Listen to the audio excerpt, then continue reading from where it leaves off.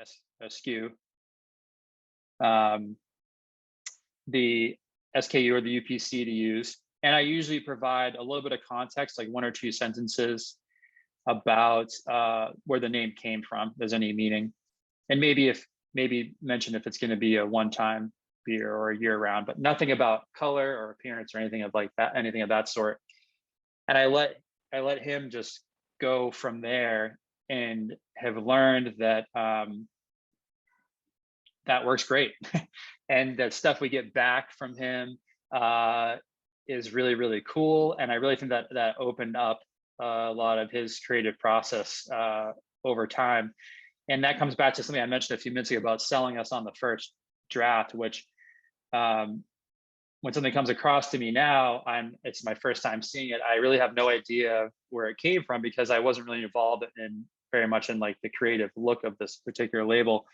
So before I jumped into conclusions and say, wow, this, at least in my own head, I might be saying, wow, this looks horrible, or I hate this color, or what is going on here. I'll always get on a call with him and say, okay, so tell me what this means. Why did you do this? What are these layers? What are these colors? And go through the process. And more often than not, by the time that call is wrapped up, I have come to realize the meaning behind the label. And of course, there may be some more tweaks after that, but that's sort of how things go now. So I thought for some people in here, and I know everyone's at a different level, depending on where they are and where they're working with somebody, hopefully that's a helpful anecdote and an example of how our relationship with our designer has changed over the years, I think for the better. I also know that, and Sean could comment on this a little bit more when he gets on here, but I know that at some point in time, the designer still has to put their name on what they've produced. And so if you're changing their original design so much that it's so far from what they originally came up with, then sometimes the question is sort of like, what's the point? And I know that could be really frustrating for a designer. So I try to keep that in mind as well. I know, like I've talked to designers before that have said, sometimes clients give them so much information and so much direction and change it so much. They're kind of saying, well, why are you paying me to do this when you can kind of do it on your own, not to be spiteful or to get angry about it, but it's sort of like, what am I doing here? Or am I the right person to be doing this work for you? Do you need a fresh set of eyes on your brand to really accomplish what you're looking for? So it's something that's kind of important to keep in mind and think about. One other thing I want to mention too, one of the things I think is really important for the relationship with myself and our designer is the expectation on time and how much time they spend with us. We don't have a marketing director in-house at Austin Street. So whenever we need something done beyond Instagram story or a basic post, we lean on a designer to do that work for us. And there's a weight, of course, because we're not their only client. And that's I think an important thing to remember for a client, is that you're not the only client. But I think what's great about a good designer is one that makes you feel like you are. And so if there's, setting aside time and making time and hitting deadlines is always a big part of that. And if you can both work towards being understanding of each other's situations and then kind of meet somewhere in the middle, like life's a compromise, I think, in a lot of ways. I think that's a really important part, or a key to success for that relationship as well. So, another thing I mentioned is we went through a rebrand with our designer a couple of years ago. We wanted to simplify our main logo or logos. We started with the original logo. It's actually I think it's on Tim's glass that he's drinking out of now. And that older logo was great to get started with. We actually adapted that logo. Our designer was nice enough to adapt that logo into a newer version. Well, that's what I was saying, where it's kind of like now you have to choose between the two of them almost, and it's a weird position to be in. Yeah. Do you mean like sort of like the before and after, the fact that like he still has the glasses out you're referring to, or?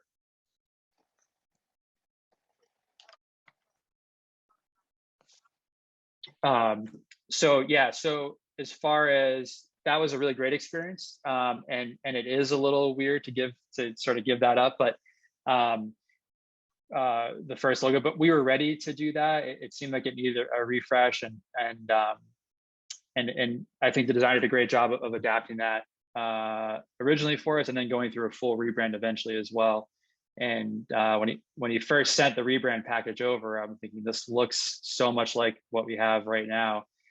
And after explaining it and talking to him about it, I realized that, and what we also wanted, we sort of mentioned, was that it'd be nice that it looks, the rebrand has gone through and it's modernized and it looks, has a lot more to do with who we are now as a company. But for the average person, they might not be able to really see the difference. And for many people after the rebrand, I would ask them, I was like, oh, did you notice that we have this new logo? And they're like, oh God, like I didn't really notice, but I do see that's like a lot cleaner and looks a lot cooler. So I thought it'd be worth mentioning that as well. That was a really fun experience. And although on the onset, it seemed a little bit of trepidation, but I think it came out really well. So those are some of the points I wanted to cover. I know that there's going to be like a Q&A session at the end, but I just thought I'd check in with Tim, see how we're doing on time. And if somebody does have a question based on all the stuff I just blabbed about, I'd be happy to answer. But I'll let you decide, Tim, where we are in time and everything. So. Well, thank you, Will. I do want to push people to the chat for a couple of reasons. One, it's captured so that we can make sure we get them, and we can uh, learn from it as we move forward. But also, it's awful easy with a large group like this to leave your microphone on, and sniffles and coughs and things kind of grab the screen. So if you have questions for Will specifically, please get him into the chat pod. I do have two questions that were kind of pre-submitted that I'll throw out there because we are doing pretty well on time. Question number one is, I've noticed that on your website, you make your new branded logos sort of available to people who want to use them. That seems a little risky. I'm just curious to know your decision making behind that.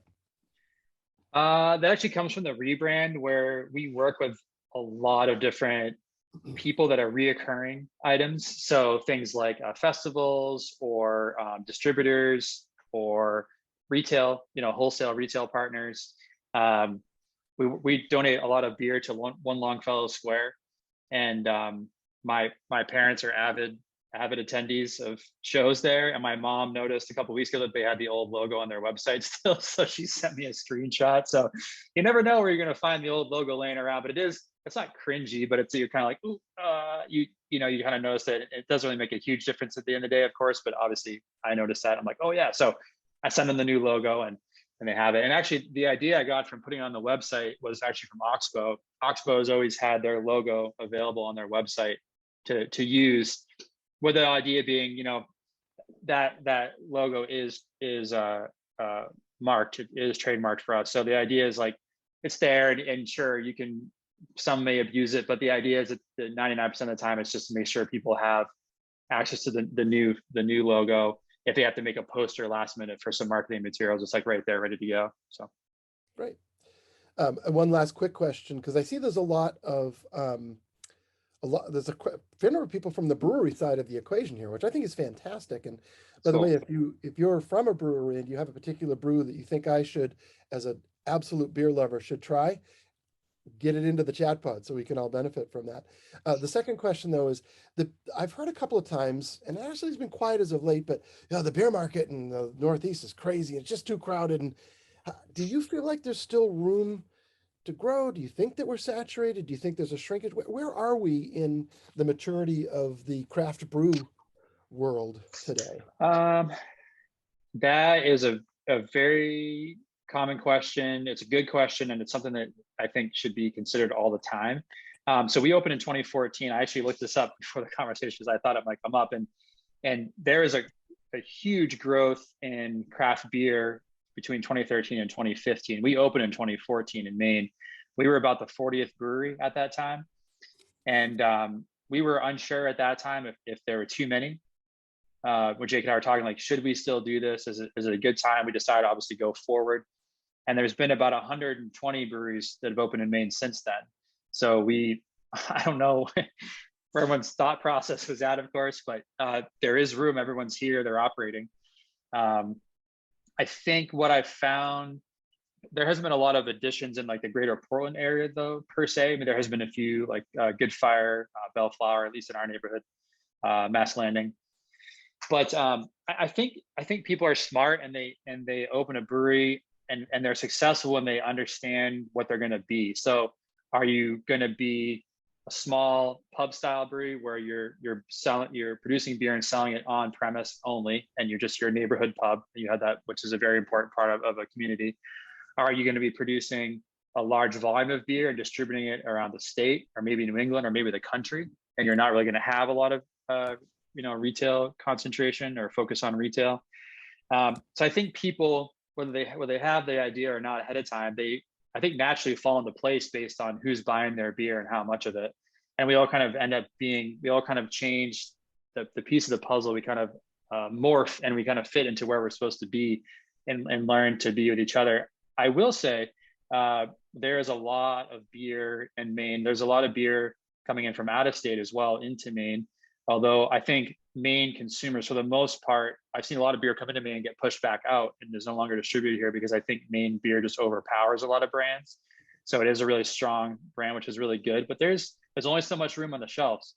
In bars and restaurants, if you have a restaurant downtown, I won't go off too much on a tangent here, but if you have a small restaurant downtown that has 6 draft lines and that's all they really have room for, then they have to make that decision. And we've had retailers, wholesale customers of ours in the last couple of years say, there's just too many options.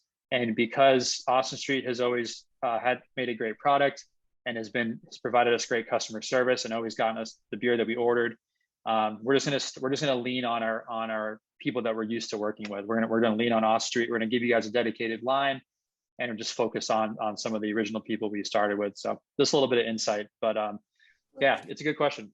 Great. Thank you. And what I heard you say in summary before I switch over to Sean is that if you've got a great product and an interesting product, and the brand helps to deliver that product, then you've got a winning package, even sometimes in a crowded market, if I'm not mistaking what you just said. So Will, thank you so much. That's that wonderful insight. I learned a lot myself, and thank you for that. And so now what I'd like to do is shift gears a little bit, move to kind of the other side of the equation, and briefly introduce and let him introduce himself fully. Sean Wilkinson, the principal and creative director of the award-winning design firm Might and Main, founded back in 2010. Sean, I'm going to give you the floor. Thanks, guys, and thanks for having me, and thanks, Will. It's nice to chat with you. And yeah, I'm going to actually share. I totally rely on slides to. I need visuals to talk, so I'm going to show you some pretty pictures. Yeah, we started 11 years ago, which is crazy to me. God, it's almost 12 years ago now. And I think myself and my partner Ariel, and we have a really good small crew of designers, and a lot of them have been with us for a long time, and we're just psyched to work in this Portland market, and it has afforded us a lot of really cool opportunities, like working for a ton of restaurants, and which led into other hospitality kind of work, and some of that has bled now into like different kinds of food and beverage stuff. And I think that a lot of our work is more of this like really in-depth, like lots of moving parts, big brands with lots of pieces, that even though it's a small restaurant, places like actually they're pretty big, but places like Via Vecchia, where like there's several different custom illustrations and different custom sort of arrangements of the logo and different ways to present things, and intricate patterns and things to do. And when they come and ask us for a special project like a Negroni passport, like it's something we love to jump on and produce for them. So I think that that's where we're really comfortable working. So that makes us a little slow and expensive for a lot of breweries, especially when they're starting up. And I think our first brewery project, and I may be wrong, somebody can correct me later because I see some other Might and Mainers on the call, was Machine, the can for Bunker, because my wife and I knew Creston from back in the day, and then so later on when I started a firm with my business partner, Creston wanted to hire our better designers, not myself, to create this like machine. Sort of became his flagship beer. And I think it was really interesting, like Will, to hear you talk about trusting the process and and trusting the designer. And I think Creston definitely does that with us, and he respects us, and he knows what our vision is and how we design. And this one in particular was our art director now, Morgan, who did this. And you know, it was really fun for us to sort of play with like custom Germanic script and to kind of emulate classic beer can designs, and but make it something fresh and unique, and try to, and like you said, sort of make it stand out in the market a little bit, at least in the local scene. But Creston is also the kind of guy who just kind of like makes decisions on a whim, because he just is what he is. And so it's the kind of thing where like, and it's frustrating sometimes from coming from like a big, like, let's do a big brand strategy and come down and make little things under that. So when we create a can of beer that's a very specific, like, you know, sort of, if you can make a sub brand of a beer, like, you know, the beer itself almost becomes a sub brand of Bunker because he sells so much of it. And he's like, oh, let's just, you know, I messed up my slides, but so that's I figured designers might appreciate seeing flat versions of the file. We really like the idea that they would sort of wrap around. So if you have a few on it, you can line them up and the type would sort of show on various, you know, multiple cans. But he's the kind of guy who says like, oh yeah, that's a great job. Now you should like make my logo into that font and make a truck that says Bunker, not machine. And, you know, so it's like, on one hand, it's a little confusing from us coming from this strict, like, it has to be brand, it has to be top down. But on the other hand, I think, like you were saying, Will, too, it's part of his brand where, like, you know, the Bunker itself is a destination and people go there for the beers and they expect to see, you know, there's one beer, there's just a hot pink can that just says new on it. And it's somebody's handwriting. It might even be Creston's handwriting. I don't know what it is.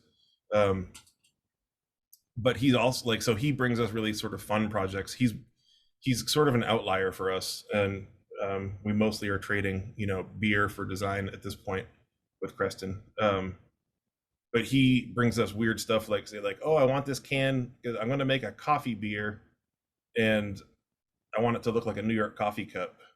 But like for us, it's a fun side project, and for once I actually got to do a little something. We're like, and I want a stein instead of a coffee urn, and I want like the weird naked angel lady from the In Utero cover from Nirvana on the illustration, and I want, you know, whatever. And we were like, yeah, sure, let's do that. Or this is another one that Morgan did for Bunker, where it's like, he just kind of said like, I don't know, it's funky and weird, and we're calling it, you know, fulcrum, and it's got galaxy, and that sounds cool, and just go with it. So that's kind of a fun place for us to talk to his, you know, label vendors and talk about what kind of substrates can we use. Can we use like metallic inks or metallic substrates, or like sort of see-through processes and see some of the can in other parts. And actually, like for the coffee one, that was printed on a matte label, so it felt kind of like a paper cup in your hand. So I think Creston has become sort of a fun, you know, little side projects for us, and he works with a number of other designers too. I think he works with a guy named Hajduk a lot, who does really cool stuff, and I feel like his method is to push machine out there, and he sells it, you know, down in New York and a bunch of other places. But the crazy ones are mostly just local and mostly sold from his brewery. But, you know, people walking away with 4-packs and 6-packs and stuff. Moderation Brewing in Brunswick is more of a typical example of the kind of place that, the kind of beer project that we would work on, because it started with a full like brand exercise where they came to us and they wanted, you know, a narrative written and a strategy talking about what their what their entire brand sort of means. And the one of the co-founders, Maddie, is a senator, and she was really interested in like the history of suffrage and prohibition, things like that. So this idea of having sort of secret societies of handshakes and always drink at moderation, like fun sort of plays on words like that. But her partner Philip is a crazy bicycle repair guy, like just like total bike gearhead. And they gave us a challenge of trying to work like a bike in there somehow. So I think this is another Morgan one too. So working like the spokes into the background, like sort of rays from the sun coming out of that. But I think the example for, or the sort of tack that we usually take is like create this big rich brand with lots of different elements and color palettes and arrangements of things. And so when they ask us to do things like cans, we have a system that we can put together. And then it comes down to the sort of fun part of, for us anyway, of like, how can we create a system that feels like it has a consistency and that it has recognition and it has sort of an ownable shelf presence in a way. And if you see it, you'll recognize it immediately as one of those, as a can from that brewery, but then give them enough room to create, or give us enough room in the case of these four, to create something interesting and unique that feels like somebody's buying it different. Because there's so much, the thing I'm really struck by right now with like the way that beer can design is changing, is that there are so many sort of one-offs that look nothing like the brewery. And it's just like, let's do something really fun and eye-catching, and like, let's just do it and get it out there. And it seems to be really working. And there are places like Rising Tide, I think, who continue to have a very consistent look and feel across their cans. And then there's places like, well, I'm bad at naming breweries, but places that just, I mean, like Bunker's an example, that it's very eclectic. I think Bissell would be a good example of the, yeah, totally, something different every time. Yeah. And like the Bissell example, it's interesting that a lot of the design comes from one of the Bissell brothers himself, who sort of originates ideas and knows enough to be dangerous in like in Adobe Suite, and then create something and asks the designer to sort of polish it up. But again, the Bissell experience is all about that destination and showing up. And so Silver Bluff is another sort of similar to Moderation in a way, where they came to us with the startup. They hadn't built out the brewery yet. They were just sort of getting the creation of the brand itself. But they really were one that let us sort of flex in terms of creating a system of colors. They wanted to really be all about this area they're from, the Silver Isles in Georgia. It's interesting. It happened not long after Moderation Brewing, which was in Brunswick, Maine. This is in Brunswick, Georgia.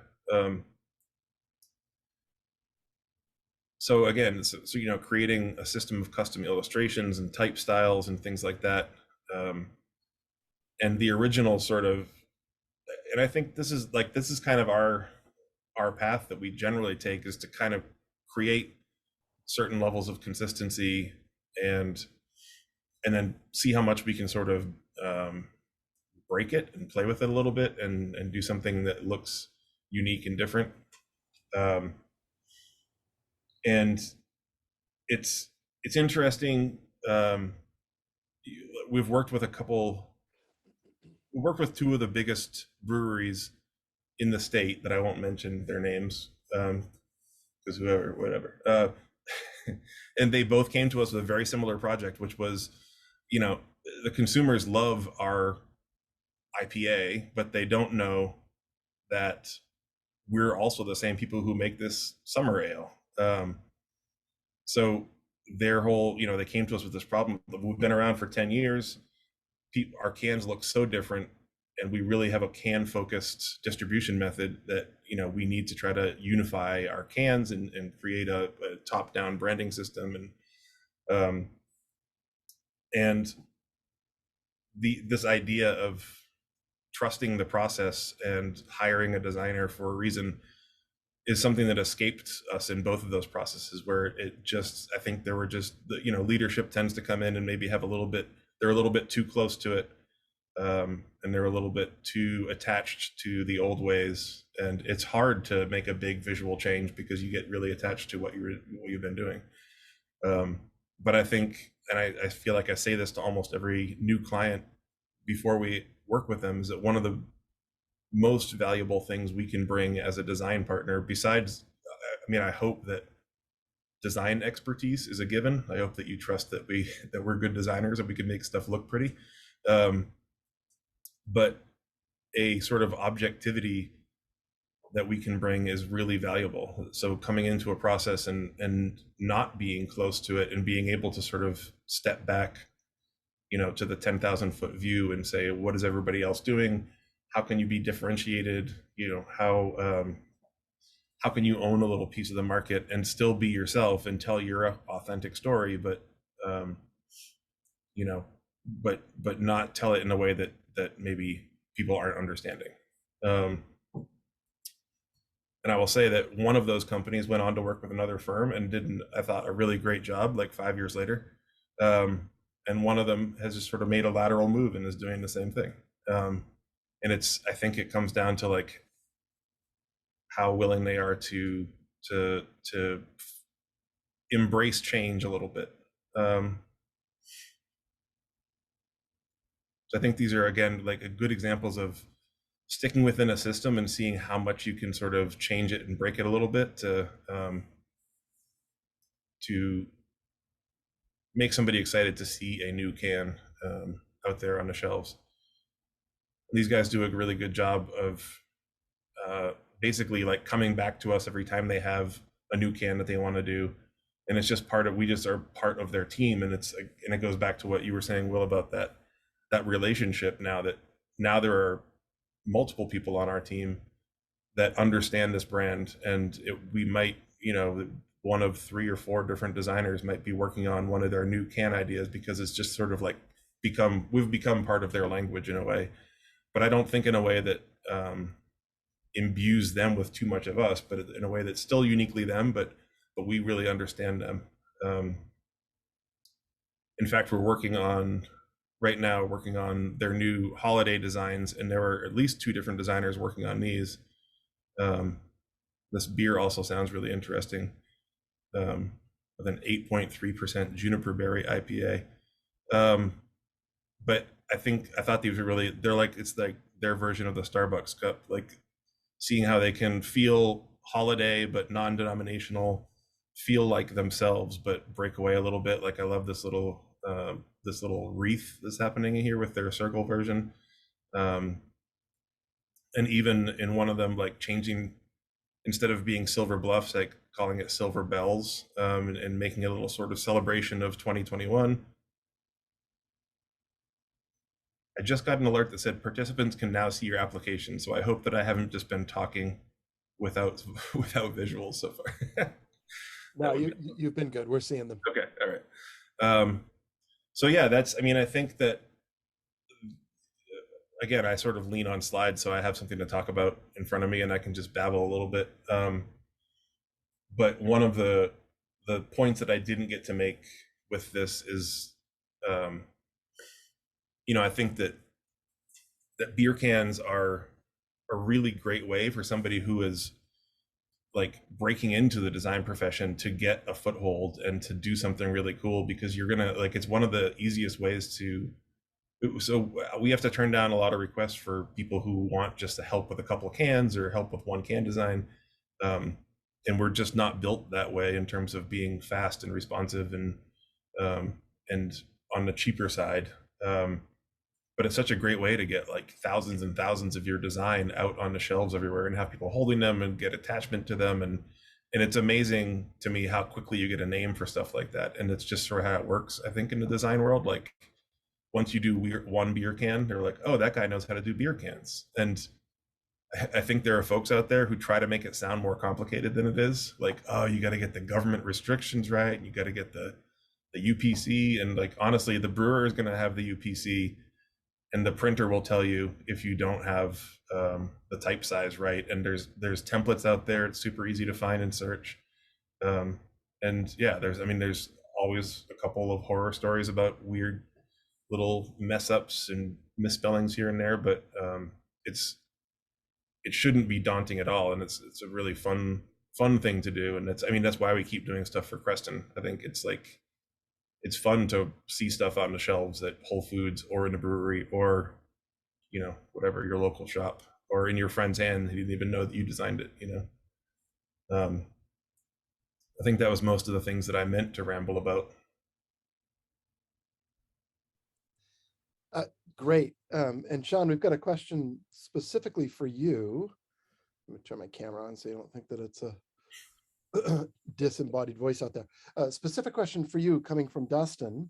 And where'd it go? Here it is. So in your experience, how do clients and brands embrace or even resist breaking that branding system, or I guess vice versa, when they feel like the brand system is not diversified or individualized per package? Hold on, I want to see that in person. Sure. So how do they embrace or resist breaking the brand? I mean,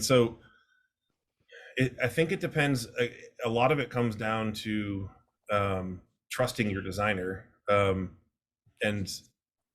thinking that your designer has a valuable opinion to share in a way. The ways that they embrace it is they say, like, I want to do something new, and I want to sort of shake things up, and I recognize, and a lot of the times it's coming from more of a business perspective, that I recognize I'm selling more, pumpkin beer than I am summer ale or something like that.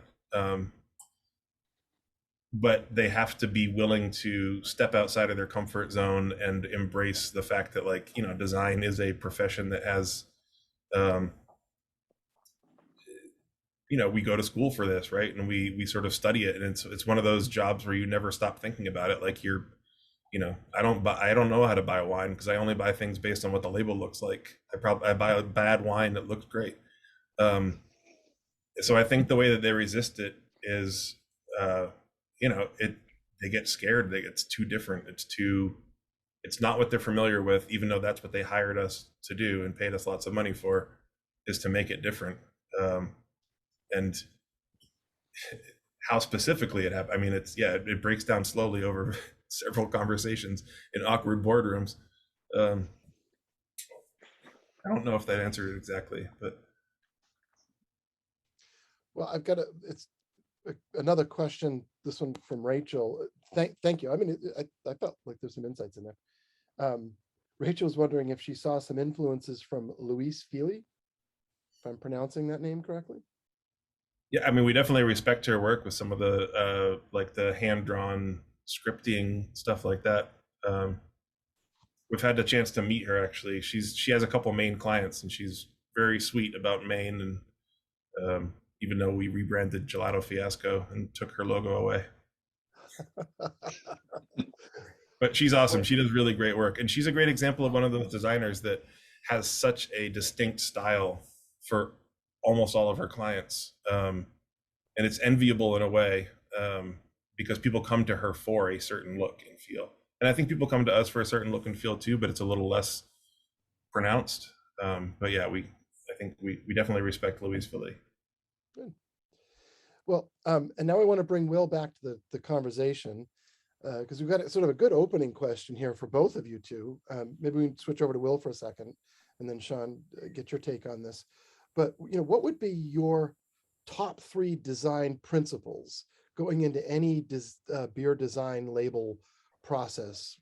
What would you think those might be? Will? That's a good question. I think that, let's see if I could name 3. I feel like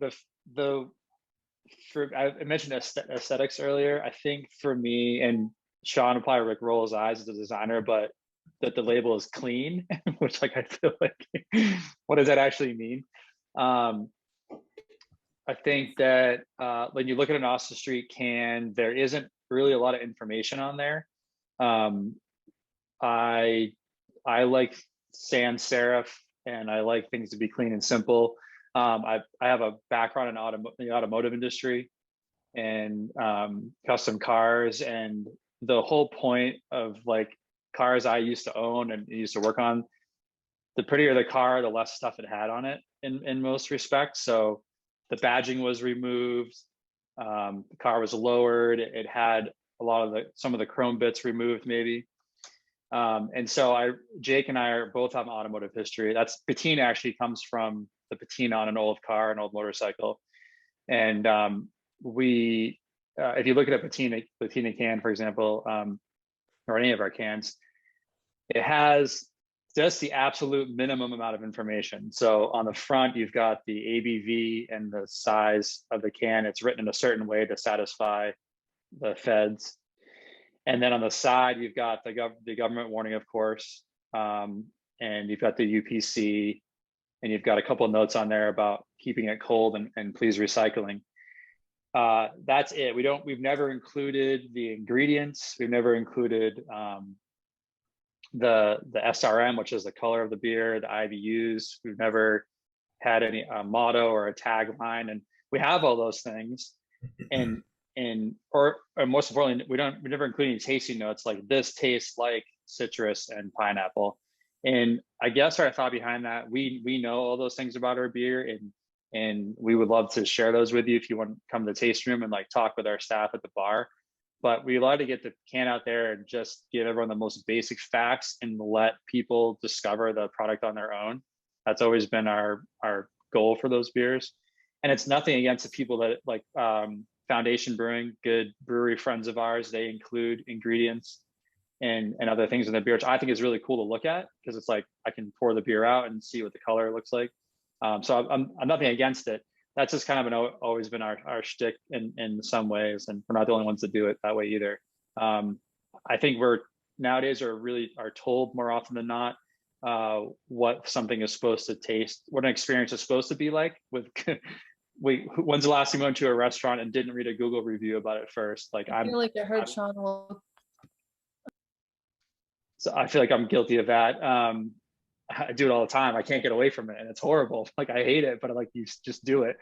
So anyways, to wrap up my bumbling thoughts here, I think that if there's a few sacred things left in the world to just like experience on your own without any other information, then please. And if you can grab a beer from Austin Street and not read the Untapped reviews first, then that would make me very happy. So that was not three things, but I really don't know what else I could add to that. So I'm sorry. I think that's a good example of how subjective it is too, right? Because some people, I mean, I was thinking like, I think the most important thing is to put to make sure you know who the brewery is, right? But then there are people who break that rule all the time. Like I was trying to remain neutral. Oh no, it is on there. Never mind. And not have one of our beers we designed, but I got a DuPont. But oh yeah, it's a pretty weird can design for them. It looks totally different from their bottle. It's sort of left behind all their heritage in a way, but at the same time, it feels totally like them. And yeah, I mean, it's the more stuff changes too, and the more stuff is out there, and you have to look different from everything else out there. I feel like it's hard to pick it would be nice to know what kind of beer it is and who it's coming from.